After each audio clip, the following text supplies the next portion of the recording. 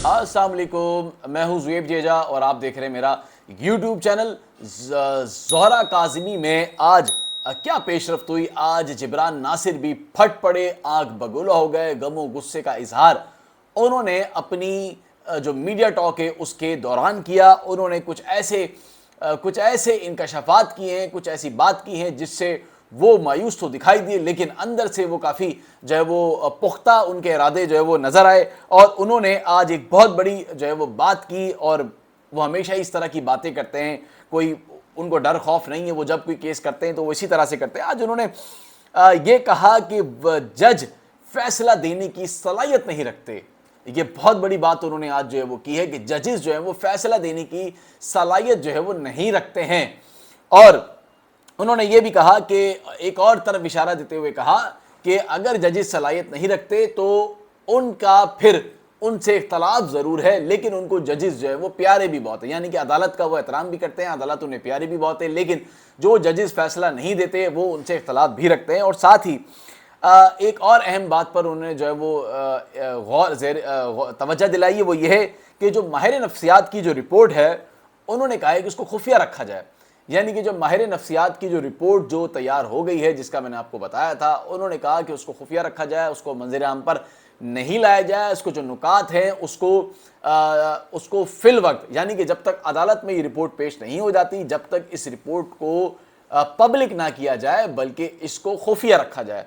तो माहिर नफ्सियात की रिपोर्ट खुफिया रखने का जिब्रान नासिर ने उस हवाले से ये कहा है कि सेकंड एक नोटिफिकेशन जारी हुआ है इस हवाले से, और इस पैनल में 2 माहिर नफ्सियात डॉक्टर्स थी जो कि इंतहाई काबिल एहतराम हैं।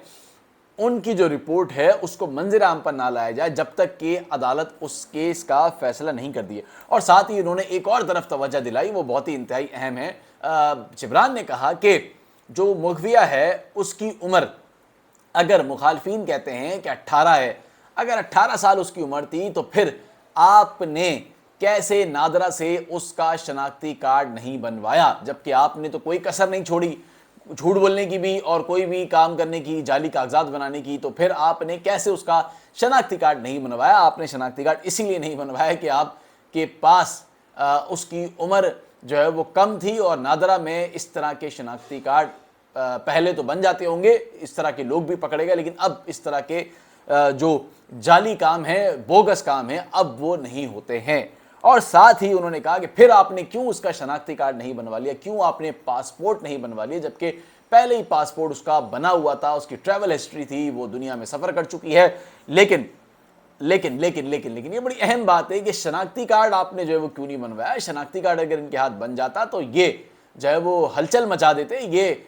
बहुत कुछ कर लेते, लेकिन कैसे कर लेते जब उसकी उम्र ही कमसुन है, और उसका जो पैनल था, बोर्ड था, पहले बोर्ड ने जो फैसला दिया वो आपके सामने था, लेकिन जो दूसरा बोर्ड, जो बड़ा मेडिकल बोर्ड बनाया गया, उसकी जो उम्र थी, उसका जो तयन हुआ वो माइनर था। तो ये सारी बातें आज जिब्रान नासिर ने सामने रखी, और जिब्रान नासिर खुद इस बारे में क्या बता रहे हैं, उनकी ज़बानी भी सुन ले कि वो इस बारे में क्या बता रहे हैं। अदालत के अंदर 1 महीने से ऊपर हो गया है, विजिटेशन की एप्लीकेशन वालिदैन की जानिब से लगी हुई है कि वालिदैन को इजाज़त दी जाए जब तक बच्ची की कस्टडी का मामला डिसाइड नहीं होता कि वो शेल्टर होम में बच्ची को विजिट कर सके। इसमें एडवोकेट आमना उस्मान साहिबा जो इस केस को लीड कर रही हैं, उन्होंने दलाइल दिए, और ये कहना पड़ेगा कि आज उन्होंने इस केस में 4थी बार दलाइल दिए हैं।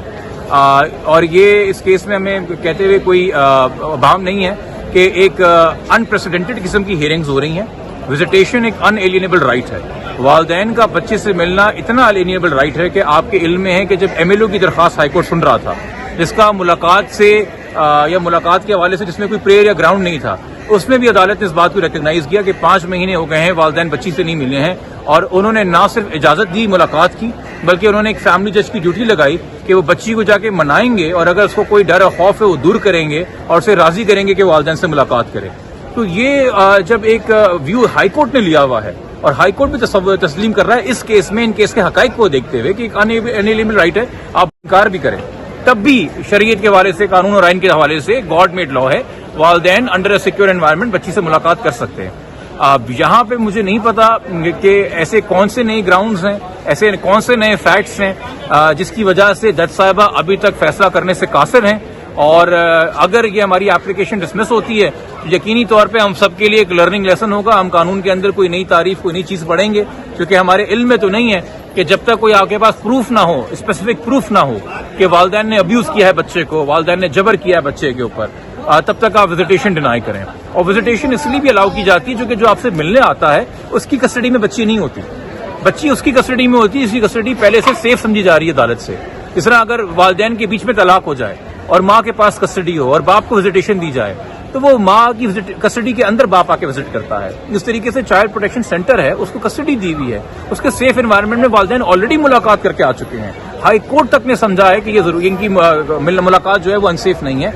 तो आज हम एक्सपेक्ट कर रहे थे कि आज फिर इतनी तवील आर्ग्यूमेंट्स हुई, फैसला हो जाना था, मगर खैर 31 अक्टूबर के लिए फैसले को महफूज किया है। हम उम्मीद ही कर सकते हैं कि ये जो बेसिक कॉन्सेप्ट्स हैं कानून के, इनको कंट्रोवर्शियल ना किया जाए। जो बेसिक बुनियादी बातें, जो कुदरत का भी निज़ाम है, जो कानून का भी निज़ाम है, उसके तहत वालिदैन को मिलने की इजाजत दी जाए। ये केस में मुद्दई हैं, इनके बच्ची से मिलने पे केस का एविडेंस भी खराब नहीं होता, बच्ची को एक सेफ एनवायरनमेंट में चाइल्ड प्रोटेक्शन सेंटर में मिलकर बरगला भी नहीं सकते उस हवाले से, ये बच्ची को कोई नुकसान भी नहीं पहुंचा सकते, ना पहुंचाना चाहते हैं। तो मुझे नहीं पता, अगेन ये रीजंस बेहतर है जज साहिबा अपने ऑर्डर के तहत ही बताएंगी, बट ये हम जरूर कहेंगे, ये एक तरीके से हमारा आप प्रोटेस्ट भी कह लीजिए कि 3 से 4 बार इस केस को बार बार असरे नौ सुना गया है। आज सिर्फ इतनी मेहरबानी हम पे हुई है कि इस एप्लीकेशन को ऑर्डर के लिए रख दिया गया है, वरना हमें लग रहा था कि पहली हियरिंग के बाद ही ऑर्डर आ जाना था या दूसरी हियरिंग के बाद ही ऑर्डर आ जाना था, मगर बार बार सुना जा गया कि इसको बार बार वही दलाइल रिपीट हुए, वो हम समझने से कासिर है। जिसका फायदा यकीनी तौर पे जो टाइम गेनिंग जो प्रैक्टिस है या जो टाइम गेनिंग टैक्टिक था अक्यूज का, मुल्जिम का, उसको फायदा पहुंचता रहा है, तो वो गेन करते रहे। तो आज एहसान है जी कि कम से कम ऑर्डर के लिए उन्होंने रख दिया। मुल्जिम के वकील का कहना है कि बच्ची माइनर नहीं है, अगर माँ बाप जाके मिले तो इन्फ्लुएंस करेंगे, उसको कन्विंस कर लेंगे तो ना मिलने दिया जाए, और अगर स्टेटमेंट देना कोर्ट ने तो कोर्ट बुला ले अपने पास। देखिए जी, अगर बच्ची माइनर नहीं है तो उसको कौन कन्विंस कर सकता है ना। 18 साल से ऊपर एक लड़की है जो कि एक सेफ प्रोटेक्शन सेंटर के अंदर, उसको ना आप कोई थ्रेट दे सकते हैं वहां पे, ना उससे आप ऐसी कोई बात कर सकते हैं। तो जो अगर ऑलरेडी 18 से ऊपर है तो भाई वो जाके शनाख्ती कार्ड के लिए क्यों नहीं अप्लाई कर देते, बच्ची का नया पासपोर्ट क्यों नहीं इशू करा देते। मुझे बता दीजिए कि क्या नादरा बच्ची का जो ऑलरेडी बेफॉर्म इशू कर चुका है उस रिकॉर्ड को, क्या आपके डीजी पासपोर्ट जो ऑलरेडी पासपोर्ट बच्ची को इशू हो चुका है, जिसपे वो इंटरनेशनल ट्रैवल कर चुकी है, उस पासपोर्ट का रिकॉर्ड जला के इसको नया पासपोर्ट इशू करने को तैयार है? क्या वो डॉक्टर्स जिन्होंने ओपाइन किया है कि बच्ची नियर टू 15 ईयर्स है, वो 10 डॉक्टर्स जिसमें प्राइवेट अस्पताल के डॉक्टर्स भी शामिल हैं, क्या हम उन सबकी डिग्रियां जाली करार दे देंगे? ये क्या वो स्कूल, जैसे बच्ची का स्कूल लिविंग सर्टिफिकेट और स्कूल के डॉक्यूमेंट्स हैं, क्या वो स्कूल जाली था? क्या उसको जाके अब एजुकेशन डिपार्टमेंट से बंद कराएं? एक तरफ एक जबानी दावा है जिसका ना कोई सर है ना पैर है, और उन लोगों की तरफ से दावा है जिनके झूठ खत्म नहीं हो रहे। माजरत के साथ मैं पहले बहुत एहतराम से बात करता रहा हूं, बट मैं भी एक बहुत ही अफसोसनाक बात है जिस तरीके से मुल्जिम के वकील अदालत के सामने झूठ बोलते हैं, गलत बयानी करते हैं। एक होता है जी मेरा नैरेटिव ऑफ फैक्ट्स ये है, मेरी इंटरप्रिटेशन ऑफ लॉ ये है। आज दलाइल दिए जा रहे थे कि जी चलान तो चैलेंज हुआ हुआ हाई कोर्ट में, 2 हफ्ते हो गए डिसमिस हुए हुए उस एप्लीकेशन को, इनकी चलान इन प्लेस है, trial is to proceed as per schedule. आज तो रीजन ऑर्डर भी आ गया हाई कोर्ट का उस हवाले से।